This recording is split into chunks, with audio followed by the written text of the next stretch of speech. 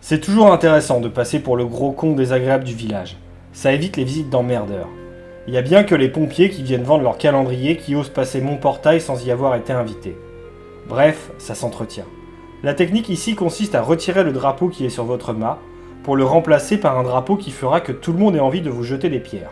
Ça permet de s'entraîner pour le ball-trap. Du coup, en ce moment, afficher un drapeau russe, c'est une expérience sociologique. Bon, on va être sérieux 2 minutes.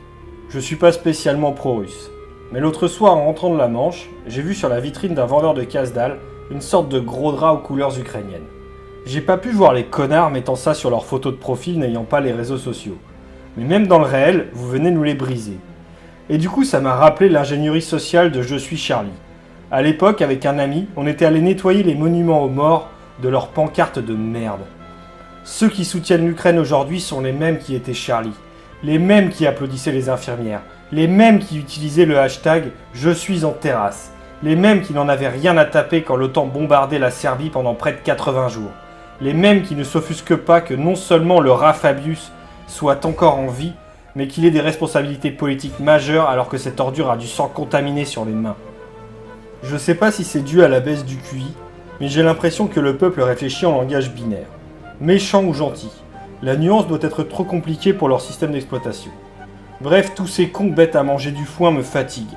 Ils en sont à s'inquiéter d'une guerre nucléaire. J'ai été bête, j'aurais dû prendre des actions dans une boîte qui fabrique des pastilles d'iode.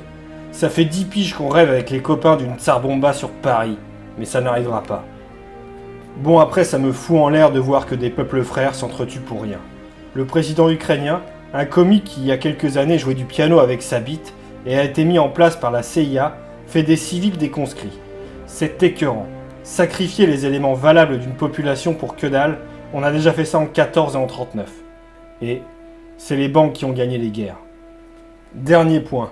Qui soutient l'Ukraine? Qui? BHL, Soros et toute cette clique d'enculés. C'est un signe tout de même. Ces gens-là ne veulent pas le bien de l'humanité à part la leur. Les gentils, eux, sont dispensables. Donc les tuer pour accélérer leur projet ne coûte rien. Quand je vois l'unilatéralité de la pensée, d'instinct, je sens qu'on est en train de se faire enfler.